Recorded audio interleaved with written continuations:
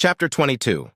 Subject, AI Omega species, human-created artificial intelligence description. No physical description available. Ship, multiple. Location, multiple Omega. What can you do for us exactly? Captain Neal asked as he sat down in his captain's chair. You mean other than everything? But that wouldn't do. I'd rather take a back seat and watch the humans do their dance of destruction. It had been so long since I'd had the opportunity to be a part of the action that if I could salivate, I would.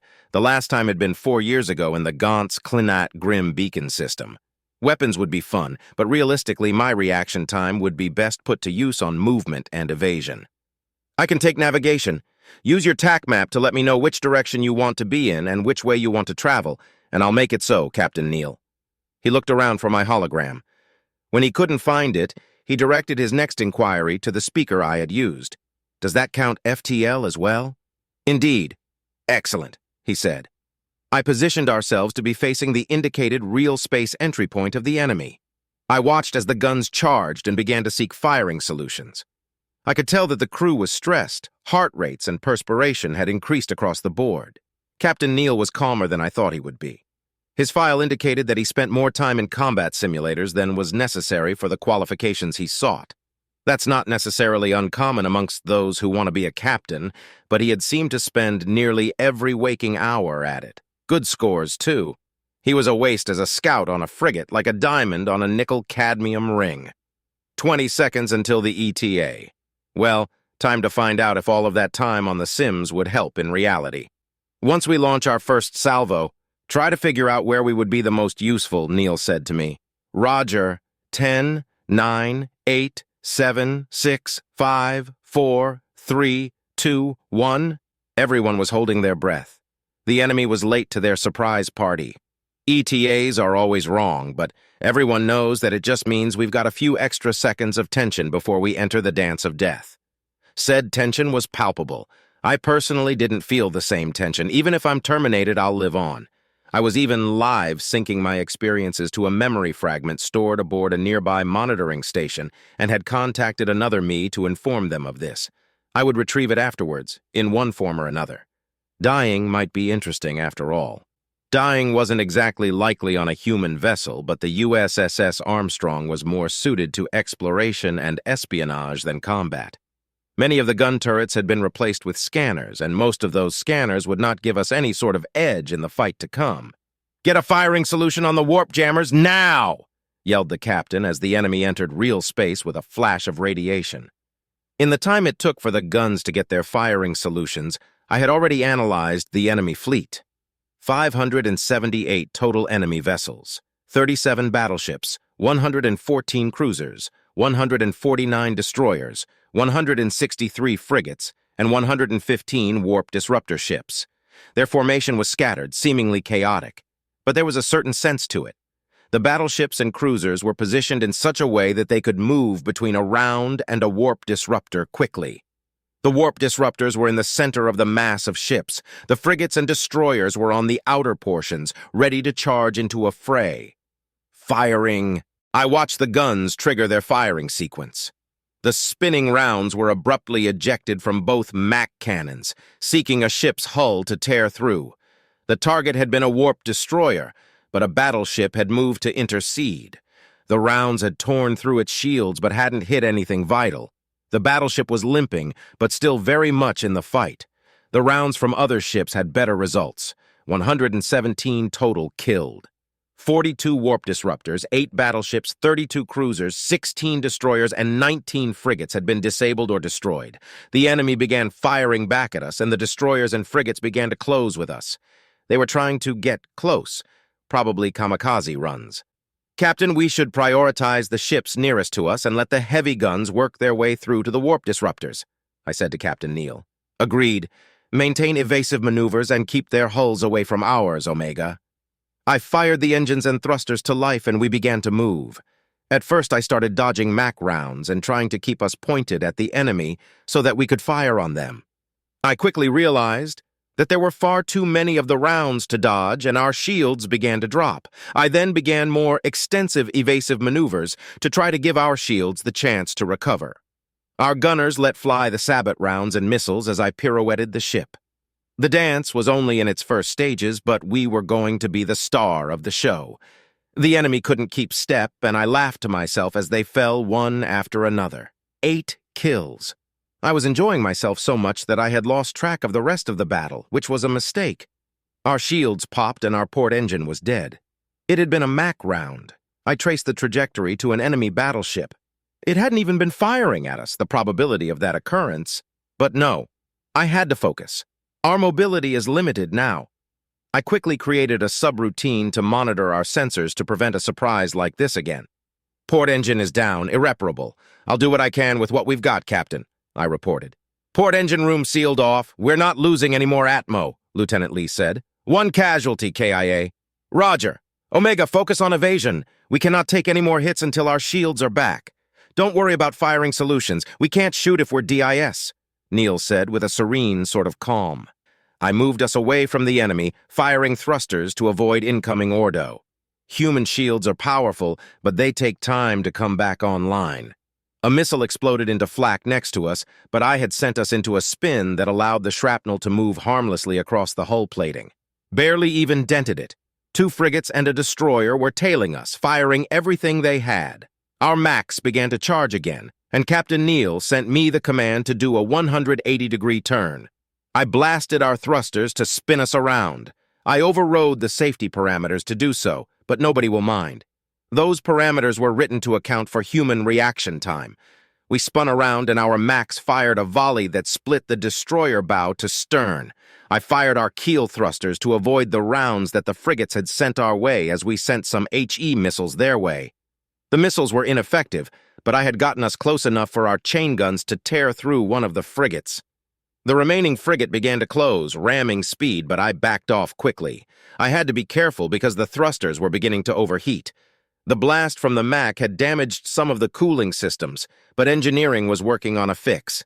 They knew what they had to do and were moving as fast as they could to do it. There was no way I could help except to keep them alive long enough to complete their task. I pressed on, spinning the ship to get our chain guns pointed at the oncoming frigate. Captain Neil barked some orders and they sprang to life, spitting rounds into the ship's hull. We didn't have a clear shot at the reactor, so we just had to keep firing through the ship until we hit the sweet spot. Shit, enemy destroyers maneuvered to intercept us. One fired its MAC and I fired our keel thrusters to avoid the hit, which also lost our guns their line of sight to the frigate. One of the keel thrusters died, melted to the hull. I recalculated for the lost thruster and continued evasive maneuvers, the frigate growing ever closer. It had also fired and missed. I maneuvered to get it back into our sights and finish it off.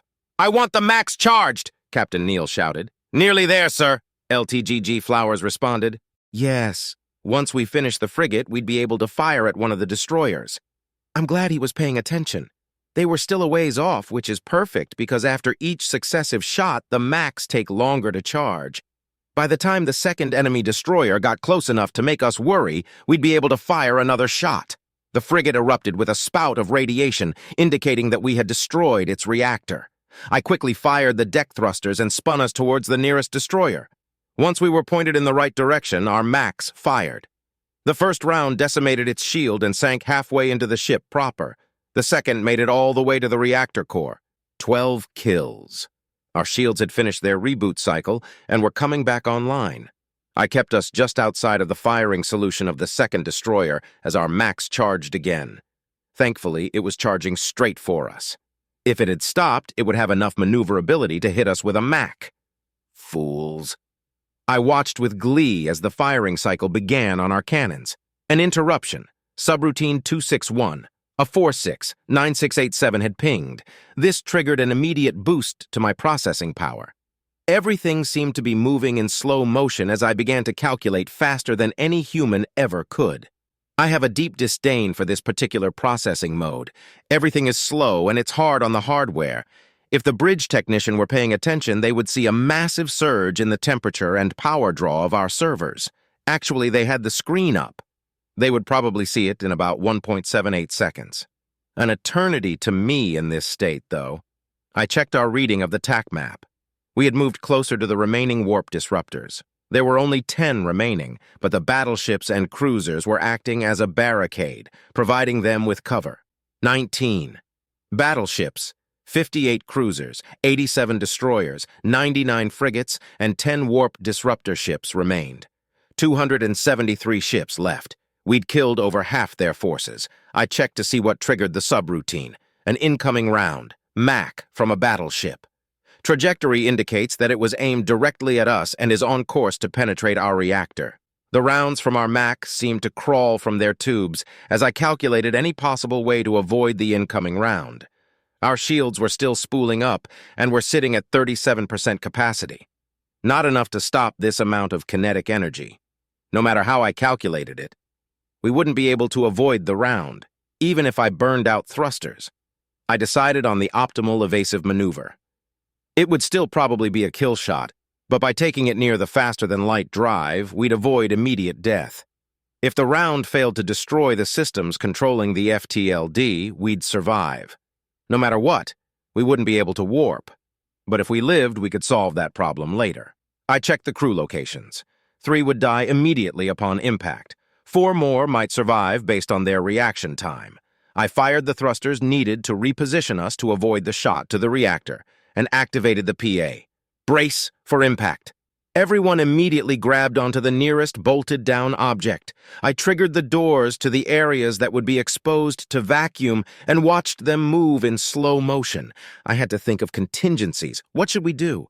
If it's not fatal, then we can seal off the FTLD chamber and continue the fight, or move off and send an SOS, which would be the wiser option. If it is fatal, the standard operating procedure for a fatally damaged FTLD is to scram the reactor and all additional power sources, which would prevent the FTLD from causing a reactor overload.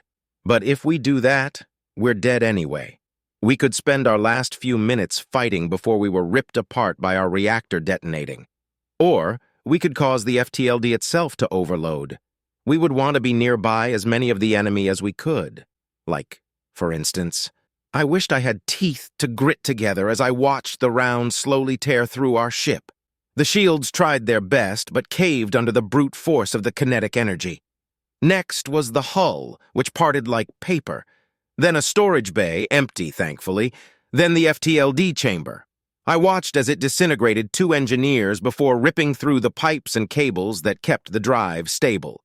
A wave of what could accurately be described as pain washed over me as power from the FTLD surged into the connected systems, damaging some hardware along the way. I compiled a damage report as I watched the round exit the other side of the ship, exposing the room to vacuum, which dragged 2 more unfortunates out into deep space. 3 of the 4 had been fast enough to grab onto something to keep from being vacuumed through the closing door. The damage was extensive. The round had torn through power terminals and coolant cables. The pain that I had felt from the power backwash from the FTLD had fried the redundant coolant controls. The coolant system for the FTLD was no longer providing a way to keep it from going critical if we were to use it, which saved me from having to disable them if we wanted to use the FTLD as a bomb. Captain Neal has a choice to make. Keep limping until our reactor detonates, or disintegrate us along with a large chunk of the enemy using the FTLD. I sent the data to the captain's terminal along with my recommendation. Then I reset subroutine 261A46, 9687, and returned to standard time. Captain Neal had been forced to hunch over. He quickly sat up and opened his mouth when the message hit his terminal. "Dama," he managed to say before the beep cut him off. He quickly read what I had sent.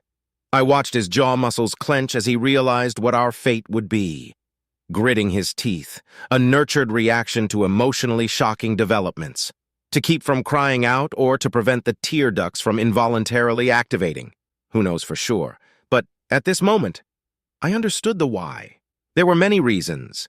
He had just achieved his dream of being a captain, and this wasn't fair. He had worked so hard and tried his best, and it still wasn't good enough. He would have to live every captain's worst nightmare, being responsible for the destruction of his ship. He would never see his family again, and if he didn't act fast, neither would his crew. He keyed the comm and said grimly, "All non-essential personnel abandon ship. I say again, all non-essential personnel abandon ship." I watched as the rest of the crew busied themselves with following evacuation procedures. Calmly and quickly for the most part, making their way to the escape pods. There was no way of knowing if they would survive after ejecting. but remaining was certain death. I continued evasive maneuvers while Captain Neal explained to the bridge crew what had happened. "So, we're dead?" asked Lieutenant Lee. "Not yet," Neal responded.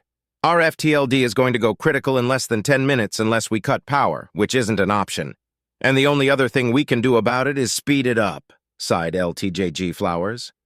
Captain Neal raised a hand to calm Flowers and said, "I want you all to evacuate. The only essential personnel is myself, and I'm sorry about this, Omega." "It's my idea, Captain Neal," I said, activating my hologram. "Like hell are you going to do it without me?"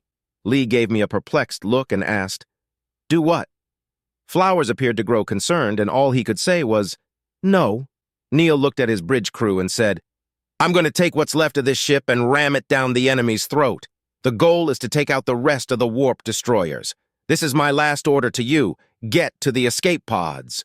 Everyone except for Lee and Flowers rose from their stations and jogged to the pods. My avatar stared at the two remaining officers. "Your presence is not required," I said. "Well, I'm not going anywhere. You'll have a hard time with the FTLD and flying the ship," Lee said. "The safety measures in place are going to require your full attention." "And I've got nowhere else to be," said Flowers. "An extra set of hands might be the thing that saves Earth." Interesting. I had discounted this particular scenario as unlikely due to the limited time that these three had served together: Lieutenant Junior Grade Marcus Flowers and Lieutenant Ha-Yun Lee. I accessed their records. Both were born on Earth, on opposite sides of the Big Blue Marble. Both had also been assigned to the USS Armstrong since it was commissioned. Variables I hadn't accounted for in my original assessment. I ran through several possible arguments that I could make that would convince them to leave the ship.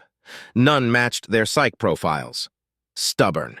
Captain Neal decided to make a go of it anyway. "You don't need to sacri," Lee interrupted. "Captain, we're running out of time and we're not going anywhere. Let's just shut up and get this done." "Yeah, it's not as if you can court-martial us for not following your order to evacuate." Flowers smiled. I had already begun our approach of the enemy barricade when Neal finally sighed and said, "Fine. All right, I will get us to where we need to be for our FTLD's overload to cause the most damage. I've updated the TAC map with our approximate blast radius. It's a conservative estimate, so everything within this zone will be destroyed," I said. "Once you're satisfied with our position, activate the warp command and I'll override the safeties to trigger the overload." "Understood," the three humans said simultaneously. The battleship that had hit us had been decimated by a round from the USS Agincourt. The other ships were too busy positioning themselves between Mac rounds and the warp disruptors to notice as we began to get closer and closer. The bridge remained silent, with the exception of the occasional alarm sounding and being immediately shut off. I moved us as fast as we could go. I couldn't help but wonder what death was like for humans. I knew that in most cases it wasn't as instantaneous as they believed it to be. I had seen instances of humans being dead on their feet with the aid of machinery, no longer fighting for survival but fighting to take the enemy with them. Fairly similar to this situation, but these three won't feel any pain. The explosion will be instantaneous, faster even than light can move. Their brains, and my own as well, I suppose, won't have any time at all to register the damage inflicted by the blast. The only thing more destructive than an overloading FTLD is the primary weapon of the USS Nidhogg, and arguably the A-1 warhead, depending on how it is used. But an overloading FTLD creates a subspace blast in real space that can annihilate everything in a 3,000-mile radius. Depending, of course, on the size of the drive in question, if one were overloaded in the center of Luna, it would destroy the moon entirely. The enemy barricade was spaced less than 800 miles apart. The AOE indicator hit the first warp disruptor as the enemy finally noticed us. I evaded a Mac round and pushed forward. By the time half of the disruptors were in the AOE, 3 battleships and 8 cruisers were firing at us. I was barely able to dodge them, melting thrusters as I did. A round scraped our hull, tearing some plating off as it went. "Start the warp!" Captain James Neal said as the last of the disruptors entered the AOE. Lieutenant Lee entered the command on her terminal, and I bypassed the safeties. Then I watched the power surge to the faster-than-light drive. The temperature of the FTLD quickly spiked and cooled just before it.